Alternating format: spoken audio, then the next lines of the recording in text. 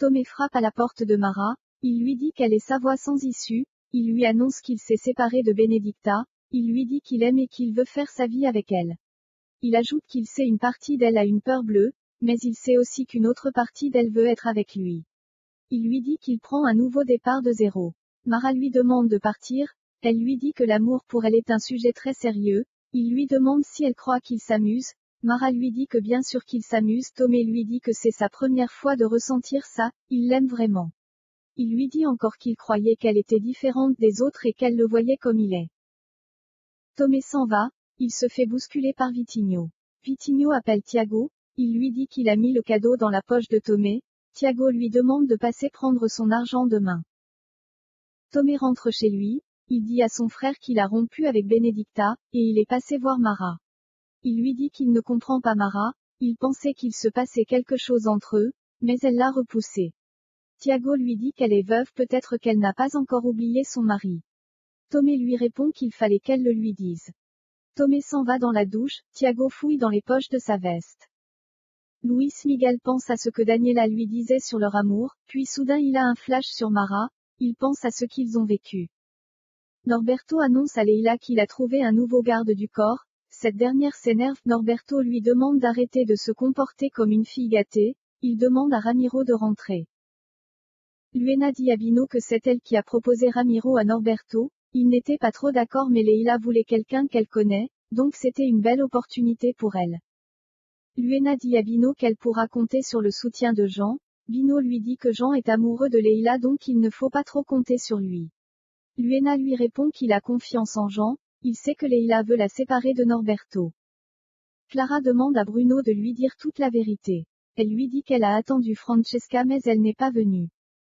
Francesca dit à Santiago qu'elle n'a pas dormi, on dirait un film d'horreur, Santiago lui dit qu'ils doivent attendre.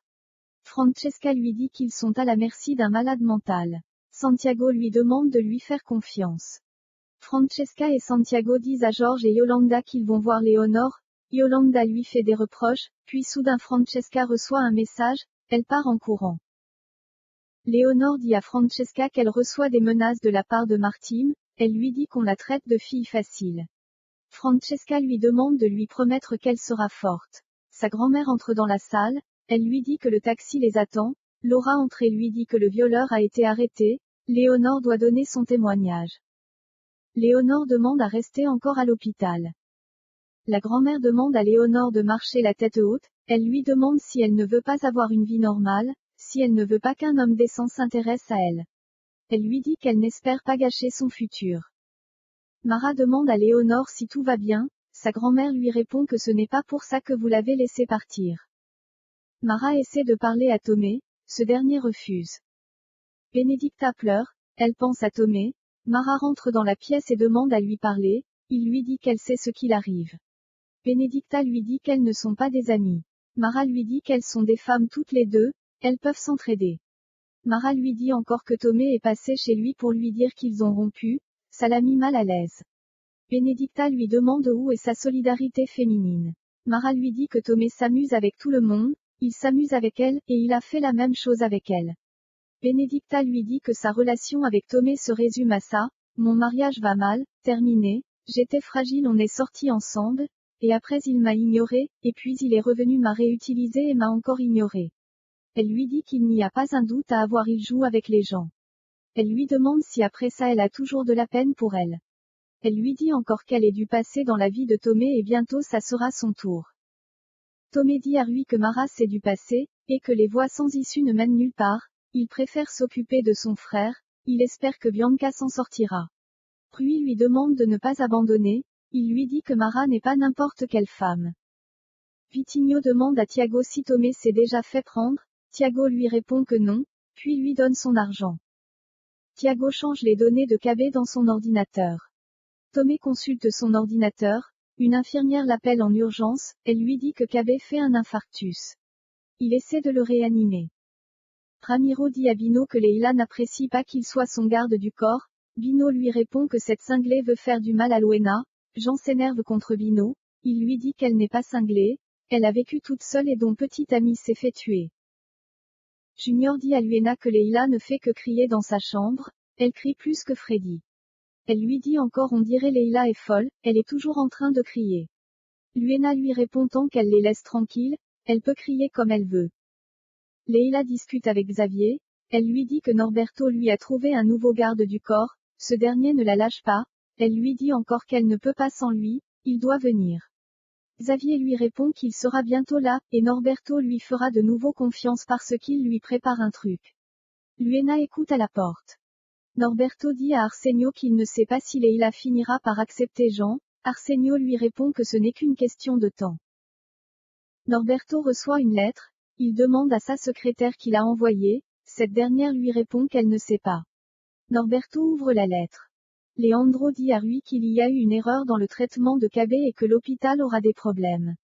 Rui lui répond comment, il lui dit qu'il avait confié Carlos Alberto alias Cabé à Tomé.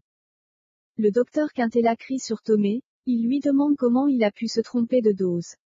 Ce dernier lui répond qu'il ne sait pas, il n'a pas d'explication, il lui dit qu'il ne se rappelle pas avoir prescrit cette dose, son père lui dit donc c'est la fleuriste, la dame du restaurant, il lui demande d'assumer ses responsabilités pour une fois. Gaetana entre elle essaie de dire quelque chose, le docteur lui dit qu'il ne parle pas du passé. Tomé dit à son père que c'est lui qui insiste de le lui rappeler. Son père lui demande d'assumer, il lui dit que son erreur aurait pu coûter la vie d'un homme. Il lui dit encore qu'au lieu de passer son temps à faire la fête il devrait plutôt se concentrer dans le travail. Tomé lui dit qu'il dépasse les limites, il s'en va et lui dit qu'il réglera ses problèmes lui-même. Gaetana dit au docteur Quintela qu'il aurait dû écouter la version de Tomé. Le docteur lui répond que son avis est hors délai. Francesca demande à Isabelle ce qu'elle voulait lui dire. Cette dernière lui dit qu'elle a vu le cadavre de Jean-Marie jeté dans le fleuve, Francesca lui demande si elle va la dénoncer, elle lui répond que non, après tout ce qu'il a fait à elle et Anna Maria. Francesca lui dit qu'elle espère que le secret restera entre eux. Isabelle lui dit qu'elles ont un problème, elle lui dit qu'il y a quelqu'un d'autre qui a filmé la scène, elle l'a su quand elle a ramassé le téléphone de Jean-Marie là où ils étaient logés, elle a vu des vidéos et photos dans son téléphone, elle lui dit encore que c'était la raison de sa venue à Lisbonne, elle allait lui donner le téléphone mais malheureusement elle s'est fait voler sa valise à son arrivée.